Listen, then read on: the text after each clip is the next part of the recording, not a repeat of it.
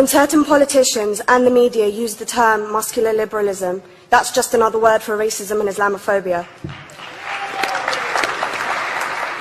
This stance on Islam has led them into primary schools to ascertain why young girls wear the hijab, as it could be interpreted as a sexualization of these young girls. I say shame on Ofsted for victimizing young girls,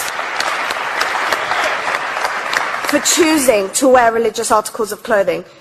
There is no such measure made for other religions or other articles of religious wear. This stance has other ramifications.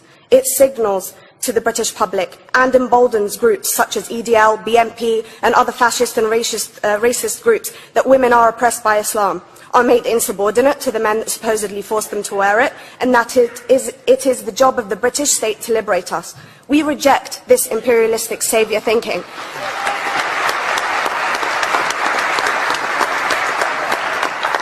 And I am here to state for all people who choose to practice their beliefs openly that we are not oppressed by our faith. Islam is not one homogeneous block. There are Muslim women who do not wear the hijab, and that is their interpretation of their faith.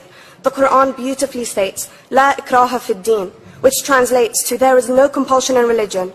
My faith has given me the right to choose 1,400 years before the Universal Declaration of Human Rights told me I could. A fun fact for you, conference. My dad didn't want me to wear the hijab. I chose to. Those of faith, thank you. Those of faith should have the right to choose to wear their articles of faith. Sikhs wearing the turban, Jews wearing the kippah, or Christians wearing the crucifix. Practicing my right to freedom of expression through the hijab empowers me and other women like me to know that we are able to make decisions for ourselves. Through the hijab, women like me feel empowered to overcome the social expectations of sexualization that is relevant and has currently resulted in many cases of anxiety and worse. I can speak for myself and others like me. At school, I was able to focus more on the thoughts that were running through my mind than how good I looked to the world. The NUT has supported a woman's right to choose when it comes to pregnancy. I want conference to support my right to wear the hijab.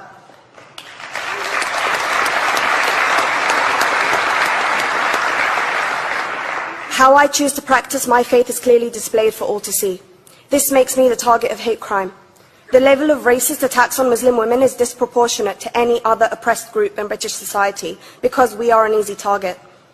This decision by Ofsted has ramifications beyond the school gates and must be seen in the context of increased attacks on the Muslim community and perpetuates the outdated notion that Muslim women are victims. I was on a trip last year to Hampton Court with my Year 7s, where a man felt comfortable to call me a terrorist. As a Muslim woman, I'm not a victim, so I challenged him. He denied it. I'm sure you've heard of the Punish a Muslim Day. It's been spoken about a few times already this morning. And as a Muslim, I'm actually quite optimistic. They're trying to limit it to one day. That's 364 less than normal.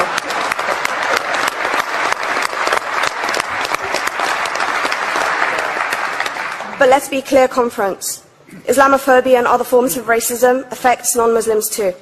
If we don't challenge this stance as a collective, we may turn into a society like France, where women are forced by the law to choose between their faith and their education, their faith and their right to work in the public sector, their faith and their right to enjoy a day out by the seaside with their families.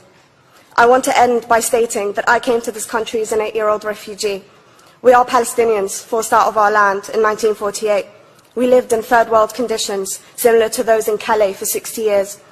Here, I received the support I needed to study law at university and become a secondary school citizenship and PSHE teacher and a school rep.